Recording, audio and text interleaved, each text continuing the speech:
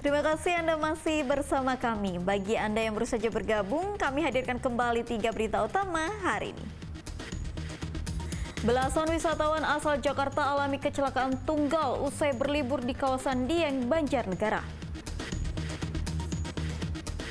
Warga Tumparua menyaksikan festival balon udara di Banyumas. Memanfaatkan keindahan alam Dusun Kali Kesek di Kendal disulap jadi destinasi wisata menjanjikan.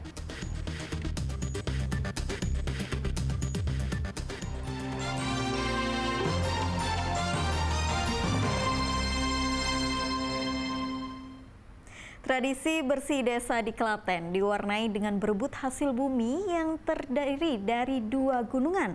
Selain itu ada 170 tenong tersaji untuk makan bersama warga.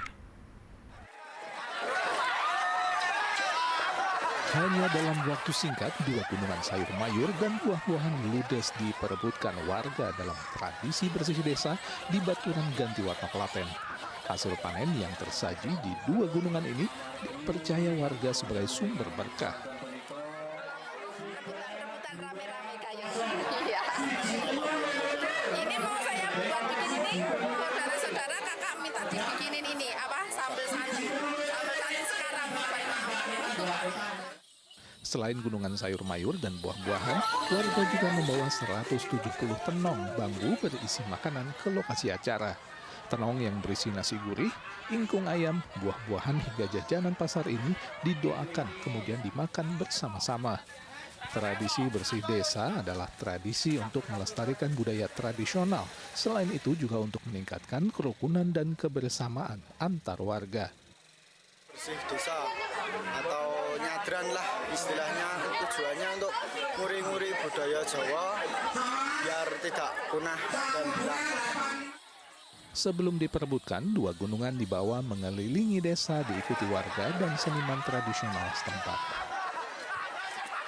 Krisna Agung melaporkan dari Klaten. Masih dari Klaten, ada beragam kegiatan untuk mengisi masa libur panjang, salah satunya melihat pameran dan kontes bonsai. Tak hanya sekedar melihat-lihat, pengunjung juga bisa mendapat tips dan trik dalam merawat bonsai.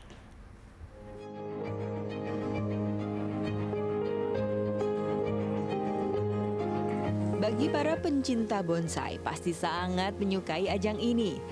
Bertempat di Jogonalan, Klaten, ada pameran dan kontes untuk 400 bonsai yang berasal dari berbagai daerah. Tentu tidak mudah untuk membuat tumbuhan kerdil ini. Ada cara dan metode yang harus dipenuhi, bahkan tidak semua tanaman bisa dijadikan bonsai. Tak heran jika harga jualnya sangat mahal karena ada proses panjang untuk menghasilkan bonsai yang indah. Tidak mudah lah, kita di PB itu ada pakem-pakem sendiri untuk mengerjakan suatu bonsai sehingga bisa mengikuti kontes seperti ini. Ada jenis-jenisnya Mas, bonsai itu jenis apa itu? Untuk di bonsai sendiri semua jenis pohon yang berbatang keras itu bisa menjadi bonsai Mas. Cuman kalau di bonsai kan ada beberapa jenis yang emang sulit, tingkat kesulitannya ada beberapa hadir di sini. Contoh untuk tanaman lokal di daerah kita itu pohon jarak. Itu tingkat kesulitannya lebih Mas. Terus ada yang kayak pohon waru, pohon lokal, itu bisa dibonsai juga. Dan ada tanaman impor, tanaman laut gitu ada juga. Digelarnya ajang ini tak hanya sebagai tempat untuk pamer keindahan bonsai. Di sini pengunjung juga bisa bertanya ke panitia soal tips dan trik cara menanam dan merawat bonsai.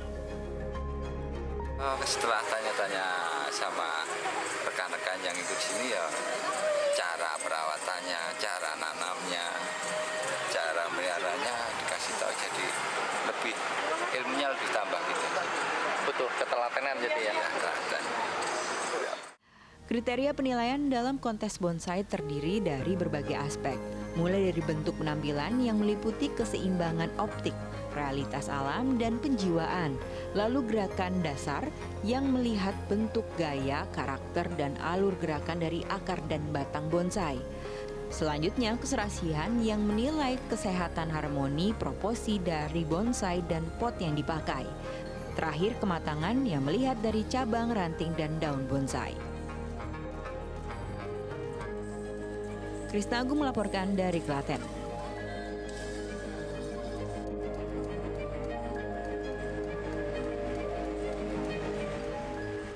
Nah, kalau di Banyumas, warga mengisi liburannya dengan menikmati festival balon udara. Bertempat di halaman kampus Universitas Muhammadiyah Purwokerto, festival itu tumpah ruah oleh ribuan warga. Ada festival yang tak biasa digelar di halaman kampus Universitas Muhammadiyah Purwokerto. Ya, Festival Balon Udara. Ada 30 balon udara yang diterbangkan dari langit Banyumas oleh komunitas pembuat balon udara dari Wonosobo. Lapangan kampus pun tumpah ruah oleh warga yang ingin melihat balon udara dari dekat. Tak hanya warga lokal, warga juga datang dari berbagai wilayah di sekitar Banyumas. Tak sedikit pengunjung yang datang mengatakan festival ini adalah pengalaman pertama untuk melihat balon udara. Pastinya seru banget ya, unik soalnya jarang-jarang di sini ada. Jadi ini apalagi gratis kan, jadinya masyarakat pasti bisa terus pasti ya UMP juga kan udah ngadain ini gratis.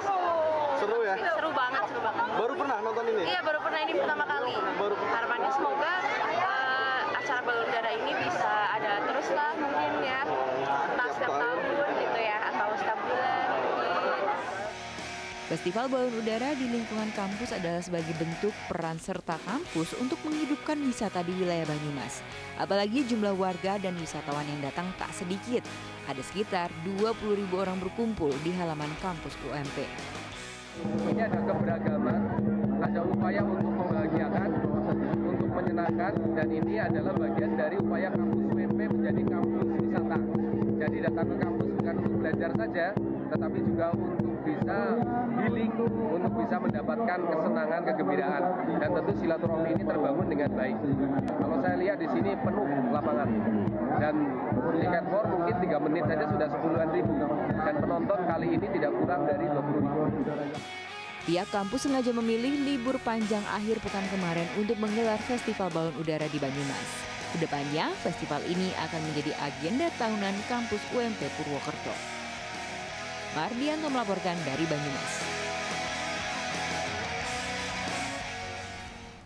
Dusun Kali Kesek di Kendal menyulap dirinya menjadi destinasi wisata menarik untuk dikunjungi.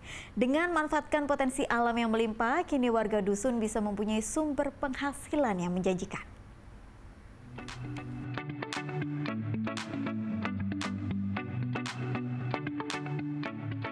Kekayaan alam yang asri ini mendorong Dusun Kali Kesek di Kendal berinovasi dengan menyulap tempat tinggal mereka jadi tempat wisata. Dikelola langsung oleh warga, mereka membentuk badan usaha milik desa dan kelompok sadar wisata untuk menonjolkan potensi wisata yang ada. Jika datang ke Dusun Wisata Kali Kesek, wisatawan akan disajikan air sungai yang jernih hingga kawasan hutan pinus yang indah. Selain itu dibangun juga kolam renang dan gazebo dan ikan terapi yang berada di tengah-tengah persawahan. Wisata alam yang murah meriah ini membuat wisatawan tertarik untuk datang ke sini. Seperti wisatawan asal kota Semarang yang sudah 3 kali datang ke Dusun Wisata Kali Kesek. Udah ada 3 kali ke sini. Kalau di sini suasananya gimana, Mbak? Ya masih alami ya Mas, ini kan soalnya alam terbuka juga, masih banyak pohon-pohon, udaranya juga segar di sini, masih ya belum tercemar polusi kayak di kota. Kalau yang spot favorit itu di mana, Mbak? Apakah di sini terapi ikan atau di mana? Pertama juga terapi ikan ya. Kalau anak-anak biasanya di kolam renang juga, main di sana itu di kali juga situ, itu spot favoritnya anak-anak juga. Tidak ada biaya masuk ke dusun wisata, wisatawan cukup membayar retribusi parkir kendaraan sebesar Rp2.000. Selain menikmati pemandangan alam, wisatawan juga bisa sambil menikmati makanan dan minuman khas daerah setempat. Konsep dusun wisata ini mendapat dukungan penuh dari warganya, sebab mereka tak perlu lagi bekerja keluar daerah. Cukup mengelola dan mengembangkan potensi dusun sudah bisa memenuhi kebutuhan hidup. Dengan adanya wisata Arena Kali Kesek ini, warga 100% mendukung. Karena dengan adanya wisata ini, dampaknya itu warga sekarang bisa bekerja di wahana wisata Arena Kali Kesek ini. tidak henti-hentinya untuk berinovasi buat bangunan baru mana yang perlu dibangun, inovasi terus karena distribusi atau pendapatan dari pengunjung itu kita kembangkan lagi untuk pembuatan wahana-wahana baru. Dengan memanfaatkan potensi alam seperti sungai, sawah, dan kondisi alam ternyata mampu membangun ekonomi desa. Hal-hal sederhana ini menjadi mahal karena mulai sulit dijumpai di kota-kota besar. Ali Muftagiri melaporkan dari Kendal.